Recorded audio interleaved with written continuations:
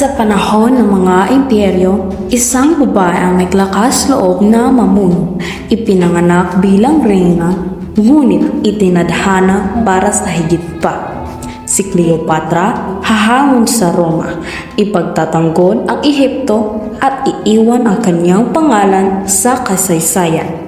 Pag-ibig, kapangyarihan, pagtataksil.